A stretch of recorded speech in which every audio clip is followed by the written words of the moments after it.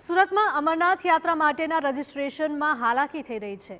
Ring road પરની Jammu Kashmir bank બહાર ભીડ જામી હતી। બેંકમાં ઓછો સ્ટાફ અને સર્વર ડાઉન હોવાનું રટણ। 17 કલાકથી વધુ સમયથી રાહ જોતા લોકોમાં આક્રોશ ફેલાયો। બેંક બહાર લોકોએ ધાર્મિક સૂત્રોચ્ચાર કરીને વિરોધ નોંધાવ્યો।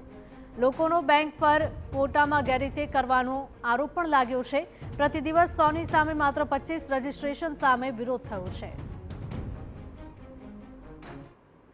આ લોકો એવું કહી રહ્યા છે કે સર્વર ડાઉન છે। અમે 17 કલાકથી અહીંયા છવી, રાતે સુતા બી નથી કોઈ પણ। અમે 25 થી 30 જણા અહીંયા રાતે આવી ગયેલા છીએ, પણ હજી કોઈ વસ્તુ અમારું થયું નથી। રજીસ્ટ્રેશન માટે આવેલા ભાવિકોનો દાવો છે કે ગયા વર્ષ સુધી પ્રતિદિન 100 લોકોનું રજીસ્ટ્રેશન થતું હતું। બેંકે અત્યારે રોજ માત્ર 25 લોકોનું જ રજીસ્ટ્રેશન થશે તેવું જણાવ્યું છે। તો ભાવિકોનો આક્ષેપ છે કે કોટાના 100માંથી બાકી વધેલા 75 રજીસ્ટ્રેશન બેંક તેમના મળતિયાઓને આપવાની પેરવીમાં છે।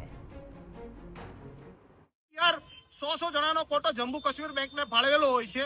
આ લોકો 25 જણાના કોટાની અંદર બાકીના 75 જે બચે છે બંને સાઈડથી, એનું શું કરવા માંગે છે? અમે એઓને પૂછ્યું કે 75 બંને રૂટના 75 150 ટિકિટ પર ડે ની વધશે, એનું શું કરવા માંગો છો? તમારા મળતિયાઓને આપવા માંગો છો?